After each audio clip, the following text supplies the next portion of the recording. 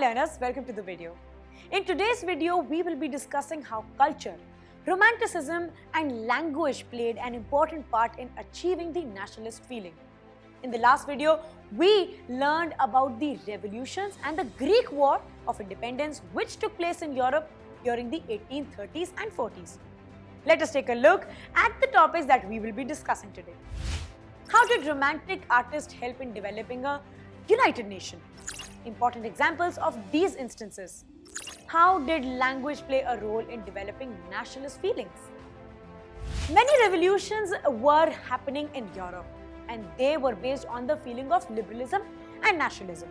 These thoughts were discussed and spread by many nationalists and revolutionaries, and then came wars and territorial expansions to give people a more solid reason for developing nationalism, but these weren't the only ways by which nationalism was being promoted.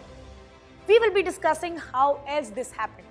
Culture played a very important role in the creation of the idea of the nation through art and poetry, stories and music. Do you know there was a movement which was known as Romanticism? No, it is not like the romantic movies we watch, but I am sure you will be interested in knowing more about it.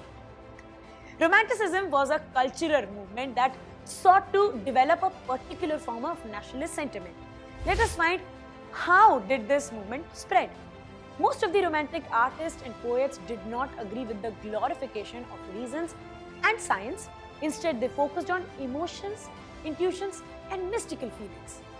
They did this to create a sense of a common cultural past that could be used as the basis of a nation.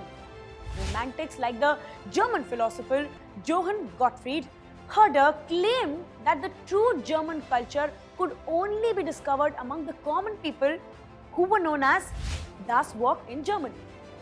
He felt that collecting and recording folk songs, folk poetry and dances were essential to the building of the true spirit of the nation. Let us understand this better with the example of Poland. At the end of the 18th century, Poland had been partitioned by the great powers, them being Russia, Prussia, Austria. Poland was not an independent territory anymore, but still national feelings were kept alive through music and language. An example of this was Karol Karpinski, who made others aware of the national struggle through his operas and music. When Russia occupied Poland, the Polish language was forced out of schools and the Russian language was imposed everywhere.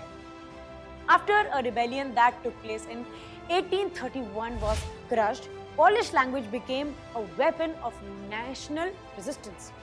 It was used in church gatherings and all religious instructions, which led to a large number of priests and bishops being put in jail. The use of Polish came to be seen as a symbol of the struggle against Russian dominance. This showed that language too played an important role in developing national sentiments. This was all about how culture, Romanticism and language played an important role in developing the feeling of nationalism and how it united a nation. Let us take a recap of the video today.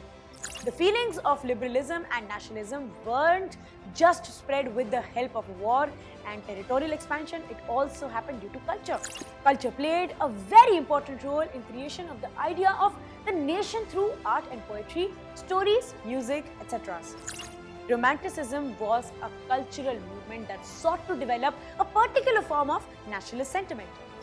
At the end of the 18th century, Poland had been partitioned by the great powers, there being Russia, Prussia and Austria. Even though Poland was not independent anymore, the Polish language was still being used as a symbol of struggle against Russian dominance. Language too played an important role in developing national sentiments. Students, this was all in the video. I will see you in the next video, which will be about years of hardship in Europe. Till then, take care, stay happy, and yes, keep learning.